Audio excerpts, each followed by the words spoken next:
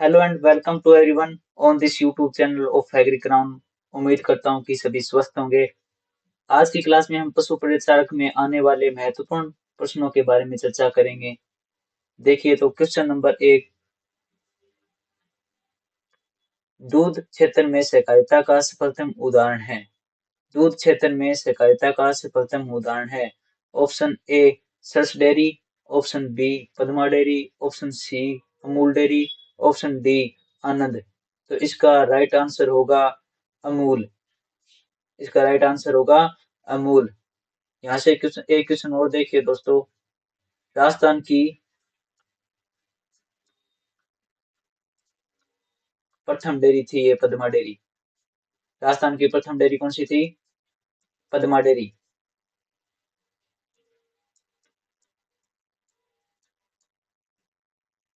अजमेर। राजस्थान की प्रथम डेयरी कौन सी थी? Padma dairy Ajmer. Question number 2 देखिए दोस्तों। श्वेत क्रांति के जनक हैं। श्वेत क्रांति के जनक कौन है? Option A M S Randhawa, option B Varghese Kurien, option C Mary Gowda, option D Annie Borlaug. तो इसका राइट आंसर होगा वर्गीज कुरियन। इसका राइट आंसर होगा वर्गीज कुरियन। श्वेत क्रांति के जनक कौन है? वर्गीज कुरियन। एम एस रंधावा है वो क्या है? वनस्पति शास्त्र के जनक।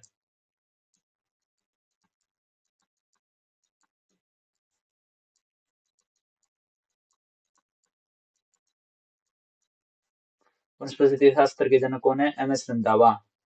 मेरी गौड़ा क्या है? फल विज्ञान के जनक।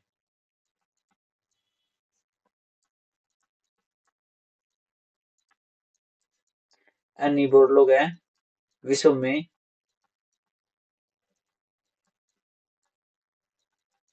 हरित क्रांति के जनक।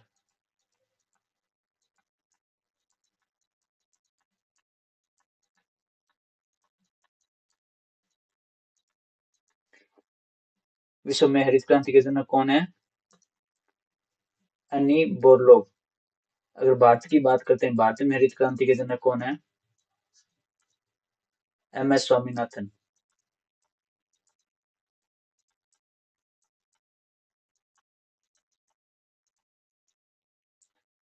एम एस स्वामीनाथन क्या है? भारत में हरित क्रांति के जनक।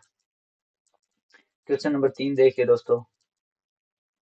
एनडीआरआई राष्ट्रीय डेयरी अनुसंधान संस्थान, राष्ट्रीय डेयरी अनुसंधान संस्थान की स्थापना कब और कहाँ की गई?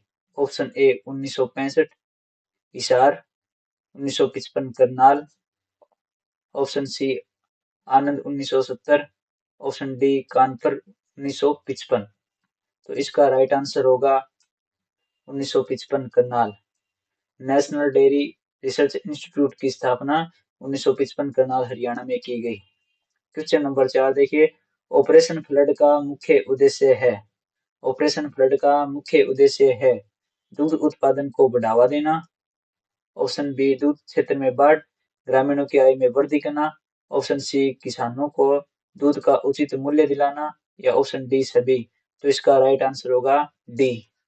ऑपरेशन फ्लड का है दूध उत्पादन को बढ़ावा देना और दूध क्षेत्र में दूध की क्रांति लाना और ग्रामीण क्षेत्रों की आय में वृद्धि करना और उनका किसानों को दूध का उचित मूल्य दिलाना क्या ऑपरेशन फ्लड का मुख्य उद्देश्य है। क्वेश्चन नंबर 5, राष्ट्रीय डेयरी विकास board national dairy development board की स्थापना कब और कहाँ की गई? Option A Karnal 1965, Anand 1955, option C Hisar 1975, या ऑप्शन डी आनंद 1965। तो राष्ट्रीय डेयरी विकास बोर्ड की स्थापना कहाँ की गई? आनंद 1965 में। राष्ट्रीय डेयरी विकास बोर्ड की स्थापना कहाँ की गई? आनंद 1965 में। क्वेश्चन नंबर 6, पहली मिलिट्री डेयरी फार्म की स्थापना 1913 में कहाँ की गई? पहली मिलिट्री डेयरी फार्म की स्थापना कहाँ की गई? Option A Lucknow, option B Allahabad, option C Ajmer, option D Dehradun. तो इसका राइट आंसर होगा इलाहाबाद। पहली मिलिट्री डेयरी फार्म की स्थापना इलाहाबाद में की गई।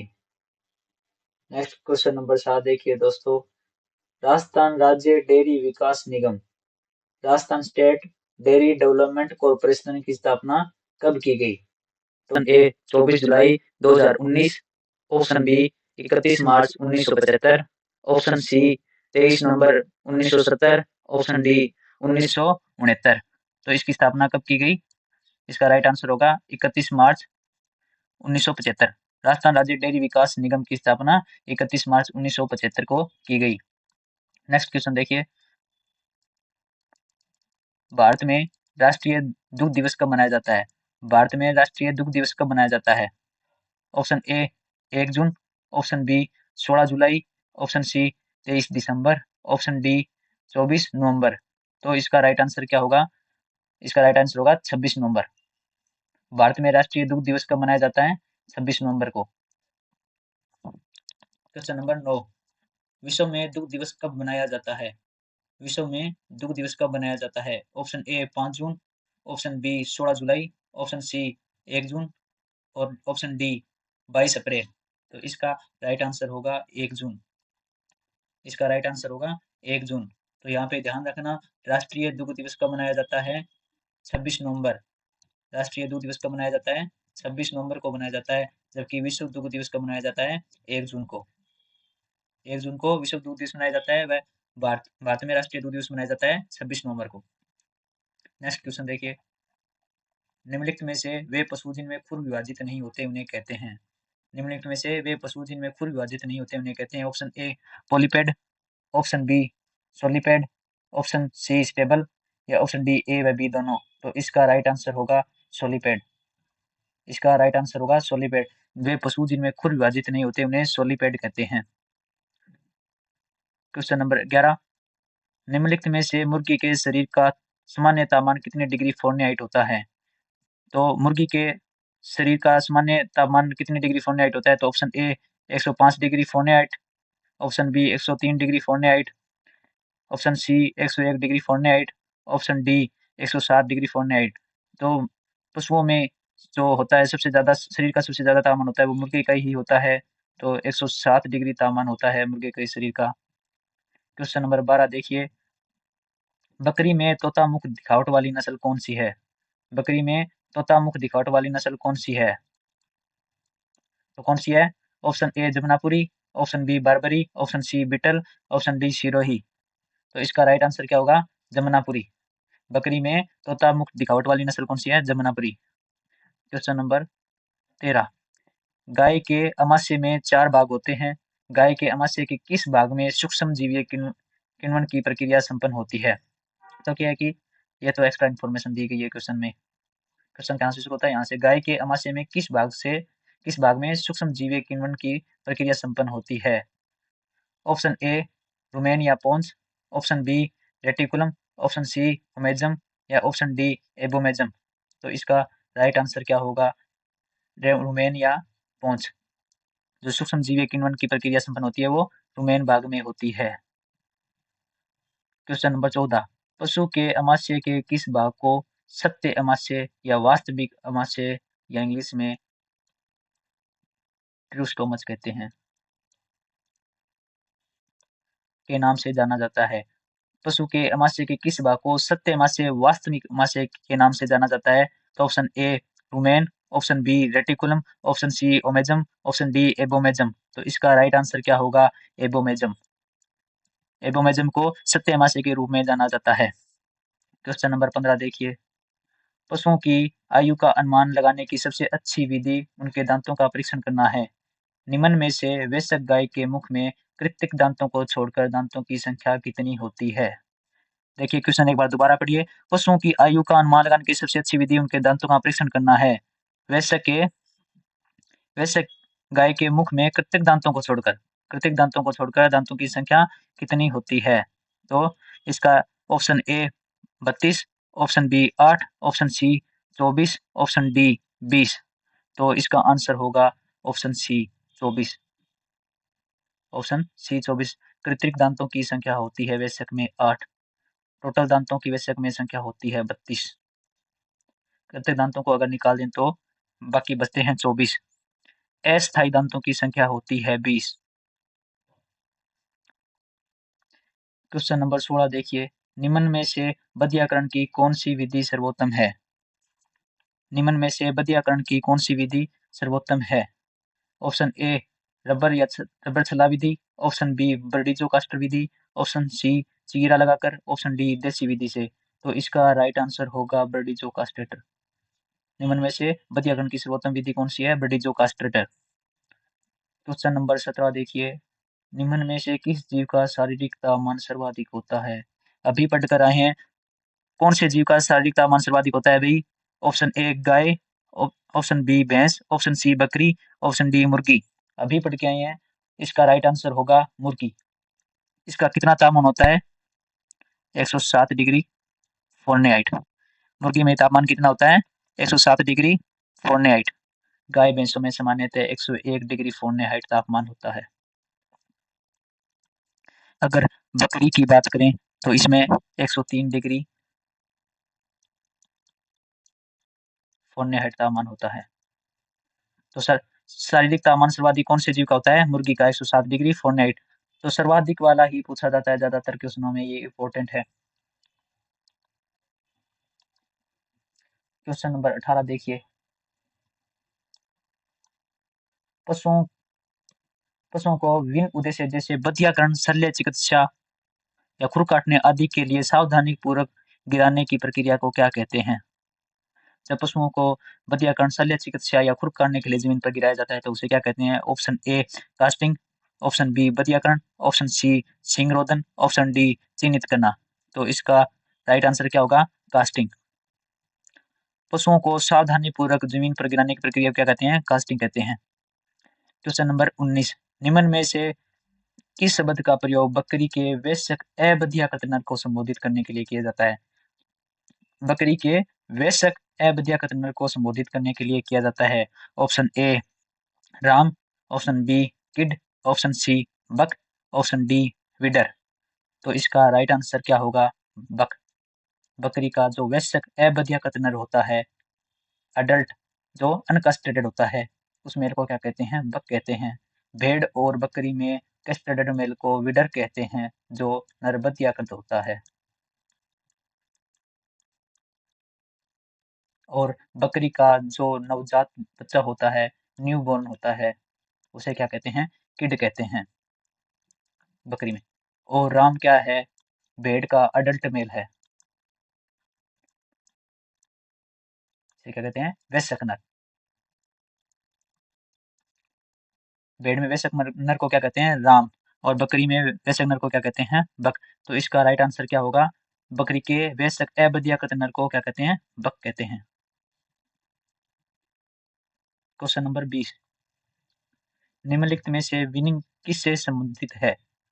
निम्नलिखित में से विनिंग किससे संबंधित है? ऑप्शन ए छोटे पशुओं में सींगरोधन करना, मुर्गों में प्रजनन क्षमता को समाप्त कर देना, ऑप्शन सी गाभिन मादा पशु के अंतिम ट्राइमेस्टर में अतिरिक्त दाना देना, ऑप्शन डी नवजात बछड़े को मां से अलग करके पालना।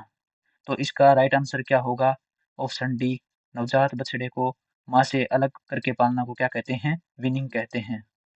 अगर नवजात बछड़े को मां के साथ पाला जाता है तो उसे सकलिंग कहते हैं। अलग करके पालने को क्या कहते हैं? विनिंग कहते हैं। और नवजात बछड़े को जब साथ में पाला जाता है तो उसे सकलिंग कहते हैं। क्वेश्चन नंबर 21 देखिए, ब्यान ब्यान अंतराल गायों में कितने माह से ज्यादा नहीं होना चाहिए? ऑप्शन ए 11 से 10 से 11 माह है, ऑप्शन बी 12 से 14 माह है, ऑप्शन सी 14 से 17 माह है, या ऑप्शन डी 16 से 17 माह है। तो इसका राइट आंसर क्या होगा? 12 से 14 माह है। ज्ञात अंतराल गायों में कितने माह से ज्यादा नहीं होना चाहिए? 12 से 14 माह से ज्यादा नहीं होना चाहिए। Question number 22, national bureau of animal genetic resources, इसका मुख्यालय कहाँ है? न्यू दिल्ली। इसका मुख्यालय कहाँ है? न्यू दिल्ली। और एक प्लांट जेनेटिक रिसोर्सेज का भी न्यू दिल्ली है। क्वेश्चन नंबर 23 देखिए, विज्ञान की वह शाखा जिसमें पशुओं का प्रबंधन व पालन पोषण का अध्ययन किया जाता है। विज्ञान की वह शाखा जिसमें पशुओं का प्रबंधन व पालन पोषण का अध्ययन किया जाता है तो उसे क्या कहते हैं? पशु शरीर रचना विज्ञान, ऑप्शन बी पशु चिकित्सा विज्ञान, option C animal husbandry, option D उपयुक्त सभी। तो इसका राइट आंसर क्या होगा? इसका राइट आंसर होगा एनिमल हस्बेंड्री, पशुपालन विज्ञान। हिंदी में क्या कहते हैं?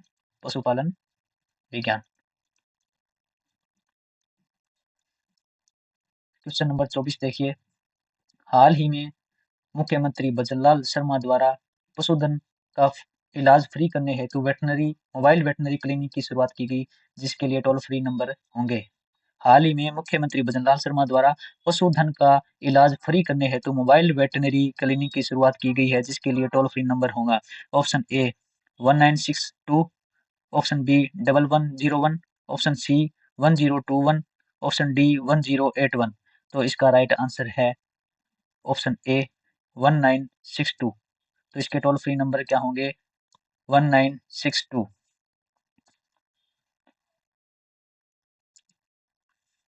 यहाँ से कुछ और देखिए, राज्य में नोट लगा के देखिए, एक चीज लिखना। राज्य में पशुओं के स्वास्थ्य की देखरेख हेतु मोबाइल वेटनरी इकाइयों का लोकार्पण किया गया। ये लोकार्पण कब किया गया? 24 फरवरी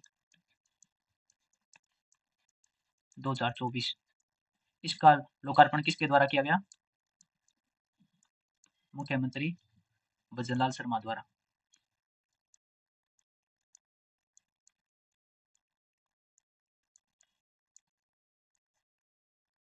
हेल्पलाइन नंबर की बात हुई गई, हेल्पलाइन नंबर है 1962। क्वेश्चन नंबर 25 देखिए अब। क्वेश्चन नंबर 25 है, मेमने की पूंछ हटाने को कहा जाता है। मेमने की पूंछ हटाने को कहा जाता है। Option A docking, option B detailing, option C detaching, या ऑप्शन डी कोई भी नहीं। तो इसका राइट आंसर होगा ऑप्शन ए डॉकिंग। मेमने की पूंछ हटाने की प्रक्रिया को क्या कहा जाता है? डॉकिंग कहा जाता है। क्वेश्चन नंबर 26 देखिए, मुर्गियों में 1 माह की आयु में चोंच काटने की क्रिया कहलाती है। मुर्गियों में 1 माह की आयु में चोंच काटने की क्रिया कहलाती है।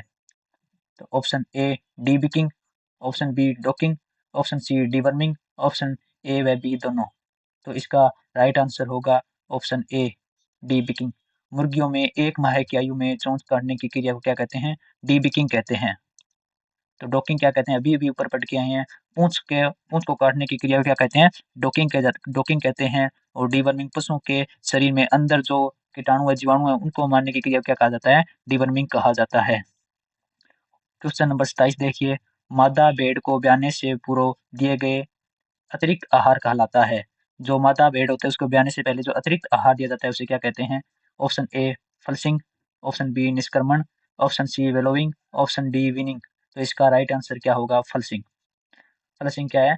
मादा भेड़ को ब्याने से पूर्व दिए जाने वाला अतिरिक्त आहार कहलाता है। ये भेड़, बकरी, सुअर में दिया जाता है, जो एक से अधिक बच्चों का जन्म देते हैं। उन पशुओं में जो अतिरिक्त आहार दिया जाता है ब्याने से पहले उसे फलसिंग कहते हैं। ओके, आज की क्लास यहीं समाप्त होती है। अगर आपको अच्छी लगे तो लाइक व शेयर जरूर करें। धन्यवाद।